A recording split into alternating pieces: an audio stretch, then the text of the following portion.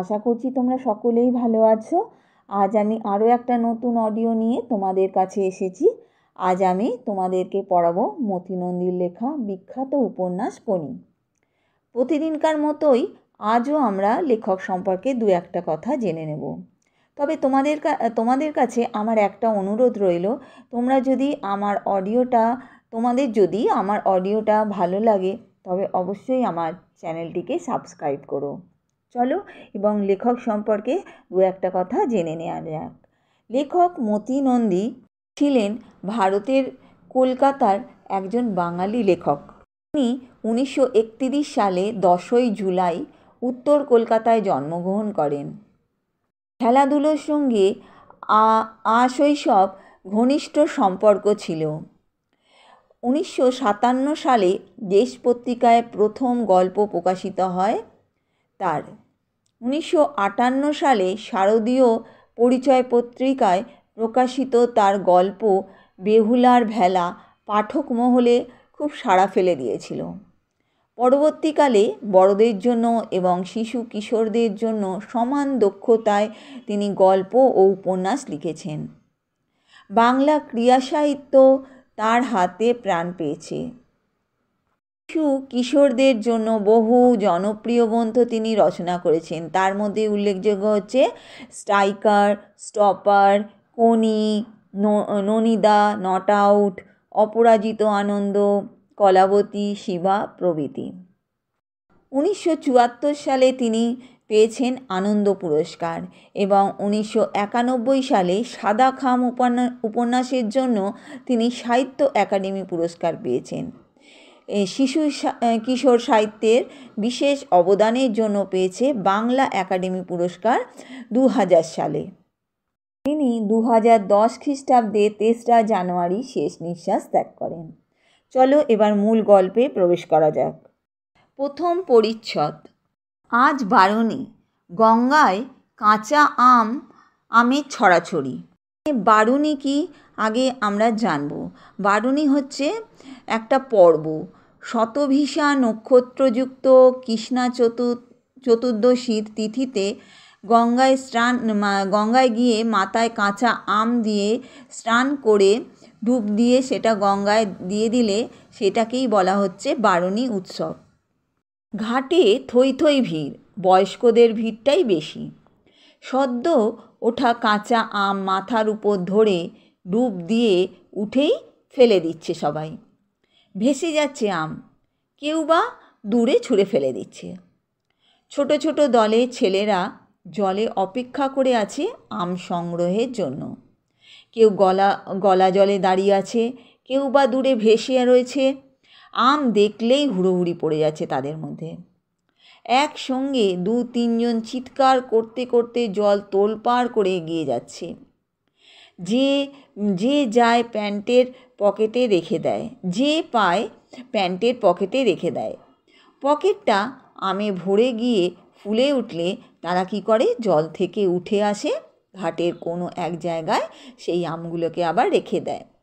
সেই আমে হাত দেওয়ার সাধ্য কারণে পরে তারা সেই আমগুলোকে কি করে, বিক্রি করে পথের ধারে বসা বাজারে অনেক কম দামেই তারা সেগুলোকে বিক্রি করে দেয়। আজ গঙ্গায় ভাটা, জল অনেকটা সরে গেছে ঘাট থেকে। সিঁড়ি আর তার দুধারে ইট বাঁধানো ঢালু পাড় শেষ হয়ে কিছুটা পলিমাটি, তারপর জল। স্নান করে কাদা মারিয়ে বিরক্ত মুখে উঠে আসতে হচ্ছে। তারপর অনেকে যায় ঘাটের মাথায় ট্রেন লাইনের দিকে মুখ করে বসা বামুনদের কাছে, যারা পয়সা নিয়ে জামা কাপড় জমা রাখে, গায়ে মাখা সর্ষের তেল বা নারকেল তেল দেয় এবং কপালে চন্দনের ছাপ এঁকে দেয়। রাস্তার একধারে বসা ভিখিরিদের অনেকে উপেক্ষা করে, কেউ কেউ করে না। দুধারে ছোট ছোট নানান দেবদেবীর দুয়ারে এবং শিবলিঙ্গের মাথায় ঘটি থেকে গঙ্গা জল দিতে দিতে কাঠের, প্লাস্টিকের, লোহার, খেলনার ও সাংসারিক সামগ্রীর দোকানগুলোর দিকে কৌতূহলী চোখ রেখে অধিকাংশই বাড়ির দিকে এগোতে থাকে। পথের পথের বাজার থেকে ওল বা থোড় বা কলম বা লেবু ধরনের কিছু হয়তো কিনলেও কিনতে পারে। তারপর রোদে তেতে ওঠা রাস্তায় খালি পা দুটো ফেলে বাড়ি পৌঁছাবে বিরক্ত মেজাজে। তেলচিটে একটা ছেঁড়া মাদুরে উবুড় হয়ে বিষ্টুচরণ ধরো দলাইমালাই করাতে করাতে বিরক্ত মুখে গঙ্গার দিকে তাকিয়ে। বিষ্টুধর অর্থাৎ পাড়ার বেশটাদা। আইএ পাস, অত্যন্ত বনেদি বংশের, খানসাতে বাড়ি ও বড়বাজারে ঝাড়ন মশলার কারবার এবং সর্বোপরি 3.5 মণ একটি দেহের মালিক, অর্থাৎ তার শরীরের ওজন ছিল 3.5 মণ। ওরই সমবয়সী 40 বছরের একটি বিশ্বস্ত অস্টিন সর্বত্র ওকে বহন করে। ওদের একটা গাড়ি ছিল, বড় গাড়ি, অস্টিন গাড়ি ছিল। সেই গাড়িটা করে আসলে বিষ্টুচরণ ঘুরে বেড়াতো। বিষ্টুধরের বিরক্তির কারণ 15 হাত দূরে একটা লোক, পরনে সাদা লুঙ্গি আর গেরুয়া পাঞ্জাবি, কাঁধে রঙিন ঝোলা, তার দিকে পিটপিট করে তাকাচ্ছে আর মাঝে মাঝে মুচকে মুচকে হাসছে। বিষ্টু বুঝতে পেরেছে লোকটা হাসছে তার দেহের আয়তন দেখে। এরকম হাসি বাচ্চা ছেলেরাও হাসে। বিষ্টু তখন দুঃখ পায়, তার ইচ্ছে করে ছিপছিপে হতে। এরপর আমরা ক্ষিতি সিংহের শরীরের বর্ণনাটা পাব। কিন্তু বিষ্টু বিরক্ত হচ্ছে যেহেতু এই লোকটা মোটেই বাচ্চা নয়। চোখে পুরু লেন্সের চশমা, নুন আর গোলমরিচ গুঁড়ো মেশালে যেরকম দেখায়, মাথায় কদম ছাট, চুল সেই রকমের। বয়সটা 50-এর এধারে বা ওধারে হবে, বা 5 বছর 5-এর মধ্যেই হতে পারে। লোকটার গায়ের রং ধুলো মাখা, পোড়ামাটির মতো। আর চোখের চাহনি, ধূসর মণি দুটো দেখলে মনে হবে বোধহয় সূর্যের দিকে চ্যালেঞ্জ দিয়ে তাকিয়ে থেকেই মনির কালো রঙটা ফিকে হয়ে গেছে। চাহনিটা এমন দেখলে মনে হয় যেন তার মনের সঙ্গে মেলে না সেই সব ব্যাপারগুলো ব্লোটচের মতো পুড়িয়ে দিয়ে ভিতরে সেঁধিয়ে যাবে। চোয়াল দুটোকে শক্ত করে ধরে আছে জেদ। মালিশওয়ালা ডান হাঁটুটা বিষ্টুর কোমরে চেপে ধরে মেরুদণ্ড বরাবর ঘাড় পর্যন্ত দ্রুত ওঠানামা করতে লাগলো পিস্টনের মতো। 12 এইভাবে হাঁটু ব্যবহারের পর মালিশওয়ালা নমস্কারের ভঙ্গিতে হাতের তালু জোড়া করে বিষ্টুর পিঠে জোড়া তালুর কোদাল চালালো। এরপর বিষ্টু চিত হবার চেষ্টা করলো, পারছিল না, দেহের ওজন তো অনেক। মালিশওয়ালা কী করলো, ঠেলে ঠুলে গড়িয়ে দিতেই সেই অভীষ্ট লাভ করলো। আব্রু রক্ষাকারী গামছাটি ঠিকঠাক করে বিষ্টু গম্ভীর স্বরে নির্দেশ দিল, তানপুরা ছাড়। মালিশওয়ালা 10 আঙুল দিয়ে বিষ্টুর সারা শরীরে চর্বিগুলো খপাখপ খামচে টেনে টেনে ধরে ছেড়ে দিতে লাগলো। তারপর বিষ্টুধর বলল, তবলা বাজা। মালিশওয়ালা তখন 10 আঙুল দিয়ে বিষ্টুর গলা থেকে কোমর অবধি ধপাধপ চাটাতে শুরু করলো। চোখ বুজে প্রবল আরামে নিঃশ্বাস ফেলতে গিয়ে তার মনে হলো লোকটা নিশ্চয়ই এখন ফ্যাক ফ্যাক করে হাসছে। বিষ্টু তখন খুবই বিরক্ত বোধ করে বলল, সারেগামা কর। মালিশওয়ালা নির্দেশ পেয়েই আঙুলগুলো দিয়ে হারমোনিয়াম বাজাতে লাগলো বিষ্টুর সর্বাঙ্গে। আঙুলগুলো শরীরে কিলবিল করায় সুড়সুড়ি লাগছিল এবং তারই প্রতিক্রিয়ায় চর্বি থলথল করে কেঁপে উঠছিল। বিষ্টু শুনল খুকখুকে হাসির শব্দ। চিত হয়ে আকাশের দিকে তাকিয়ে বিষ্টু বলল, এতে হাসির কি আছে? সেকেন্ড 20 পরে বিষ্টু জবাব শুনল, মেসেজ হচ্ছে না সঙ্গীত চর্চা হচ্ছে? যাই হোক না, তাতে আপনার কি? ব্লাড প্রেশারটা মেপেছেন? লোকটি জিজ্ঞাসা করলো। তখন বিষ্টুধর বলল, আপনার দরকার কি? ব্লাড সুগার পরীক্ষা করেছেন? লোকটি জিজ্ঞাসা করছে। কোলেস্টেরল লেভেলটাও দেখেছেন কি? তখন বিষ্ণুধর বলছে, কে মশাই আপনি? গায়ে পড়ে এত কথা বলছেন? চান করতে এসেছেন, চান করে চলে যান। লোকটি তখন বলল, তা যাচ্ছি, তবে আপনার হাতটা বোধহয় আর বেশি দিন এই গন্ধমাদনটাকে টানতে পারবে না। তখন বিষ্ণুধর বলল, কি বললেন? বিষ্ণুধর উঠে বসার জন্য প্রথমে কাত হয়ে কনুইয়ে ভর দিয়ে মাথাটা তুলল, তারপর 2 হাতে মেঝেতে চাপ দিয়ে উঠে বসল। লোকটি কাঁচুমাচু হয়ে বলল, অবশ্য হাতি কিংবা হিপোর কখনো করোনারি অ্যাটাক হয়েছে বলে শুনিনি, সুতরাং আমি হয়তো ভুলও বলতে পারি। বিষ্ণুধর রাগে কথা বলতে পারছে না, শুধু চোখ দিয়ে কামান দাগাতে লাগলো, অর্থাৎ চোখগুলো বড় বড় করে তার দিকে তাকালো। লোকটি পাঞ্জাবি খুলল, লুঙ্গি খুলল, ভিতরে তার হাফ প্যান্ট পরা। অবশেষে বিষ্ণুধর কোনো ক্রমে বলল, আপনাকে যে কি বলবো ভেবে পাচ্ছি না। তখন লোকটি বলল, আমার বউও ঠিক এ কথাই বলে। তারপর বিষ্ণুধর আবার বলল, আপনি একটা নুইসেন্স। তখন লোকটি বলল, আমার ক্লাবের অনেকে তাই বলে। আপনার মতো লোককে চাপকে লাল করা উচিত, বিষ্ণুধর বলল। লোকটি আবার ছেলে মানুষের মতো পিটপিট করে তাকালো। আচ্ছা, আমি যদি আপনার মাথায় চাঁটি মারি, আপনি দৌড়ে আমায় ধরতে পারবেন? লোকটি বলল। কথাগুলো বলেই লোকটি এক জায়গায় দাঁড়িয়ে ছোটার ভঙ্গিতে জগিং শুরু করলো। অনেকে তাকালো, অনেকে ভাবল পাগল। বিষ্টু হতভম্ব হয়ে লোকটির জগ করা দেখতে লাগলো। চাঁটি মারার ভঙ্গিতে হাতটা তুলে লোকটি হঠাৎ বিষ্টুর দিকে ছুটে এলো। বিষ্টু ডুব দেওয়ার মতো মাথাটা নিচু করলো। লোকটি হাত তুলে রেখেই পাশ দিয়ে বেরিয়ে গেল। লোকটি তারপর বলল, পারবেন ধরতে যদি চাটিয়ে যাই? আমার কিন্তু আপনার থেকে অনেক বয়স। জগ করতে করতে লোকটি আবার এগিয়ে আসছে। বিষ্ণুধর বুনো মোষের মতো তেড়ে ফুঁড়ে উঠে দাঁড়ালো। তাইতে লোকটি দাঁড়িয়ে পড়ল। তারপর নাচের ভঙ্গিতে শরীরটাকে পেন্ডুলামের মতো ডাইনে এবং বামে দুলিয়ে তিরিং তিরিং লাফালাফি শুরু করলো। বিষ্টু থাবার মতো দুটো হাত তুলে অপেক্ষা করছে। দৃশ্যটা অনেকে আকৃষ্ট করল।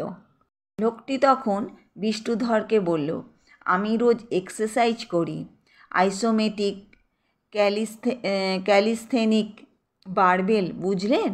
রোজ করি, দারুণ খিদে পায়। আপনার পায়? বিষ্ণুধর কথা না বলে শুধু ধ্যাত ধরনের একটা শব্দ করল।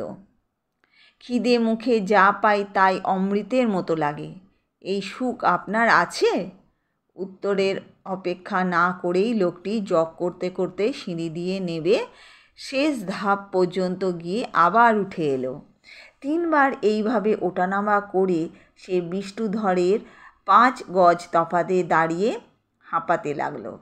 হাত দুটো নামিয়ে বিষ্টু তখন খানিকটা দিশাহারার মতোই লোকটির কাণ্ড দেখছিল। ওর চোখে এখন রাগের বদলে কৌতূহল। মনে মনে সে ছিপছিপে শরীরটার সঙ্গে নিজের স্থূলত্ব বদলাবদলি করতে শুরু করে দিয়েছে। তখন বিষ্ণুধর বলল, খাওয়ায় আমার লোভ নেই, ডায়েটিং করি। ভারী কি চালে বিষ্ণুধর ঘোষণা করল এবং গলার স্বরে বোঝা গেল এর জন্য সে গর্বিত। লোকটি তখন 2 পা এগিয়ে এসে বলল, কী রকম ডায়েটিং?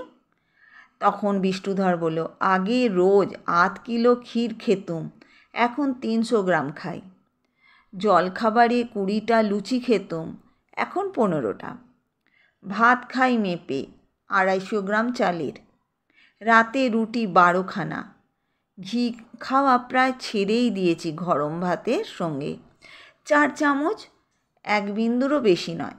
বিকেলে 2 গ্লাস মিছরির শরবত আর 4টে কড়া পাক।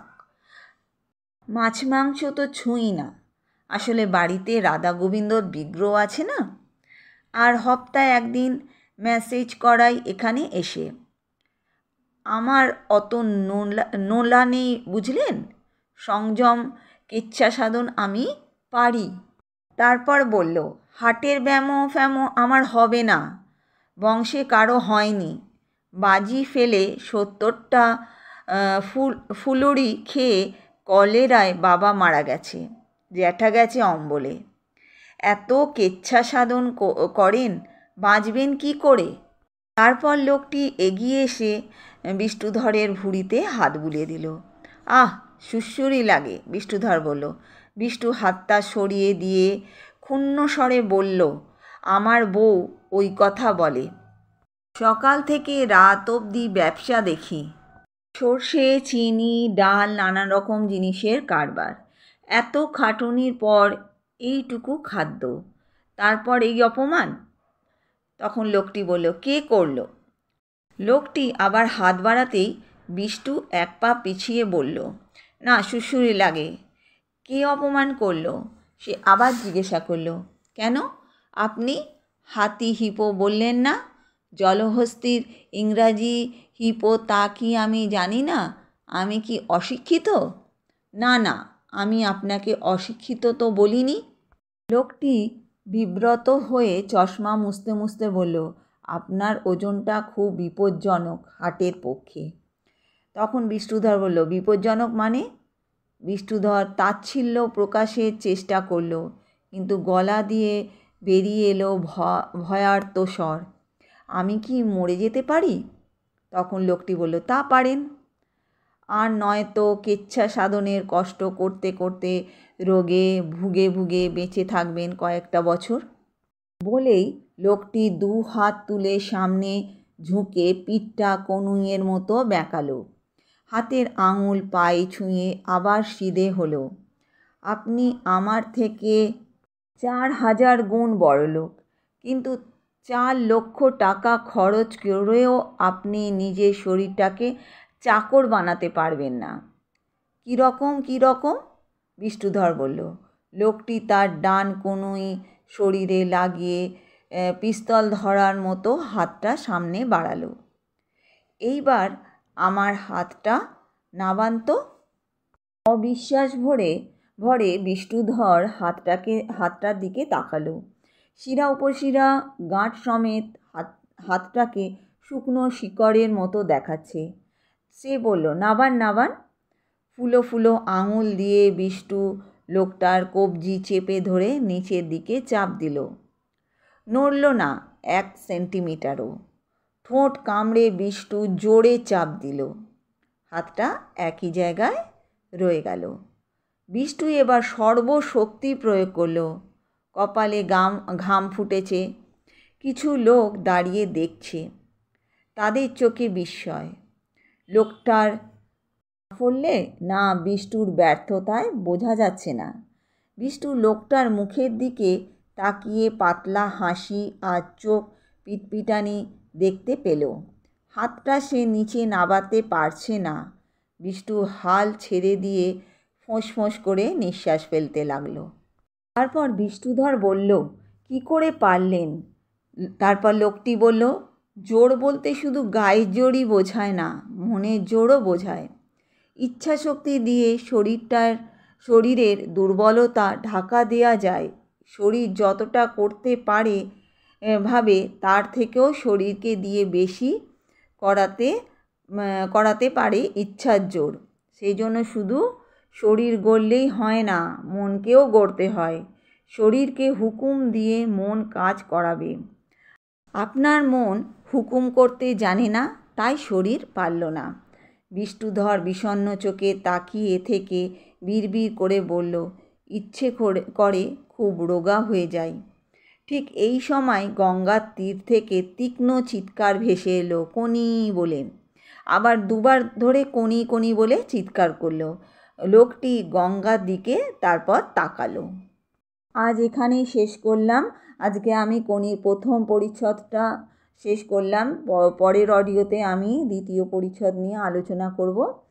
তোমাদের কাছে আমার আবার আরেকবার অনুরোধ রইল, তোমরা যদি আমার অডিওটা এরকম শুনতে চাও আর প্রথমে এই অডিওটা যদি তোমাদের কাছে পেতে চাও, তাহলে অবশ্যই আমার চ্যানেলটিকে লাইক, শেয়ার, সাবস্ক্রাইব করো।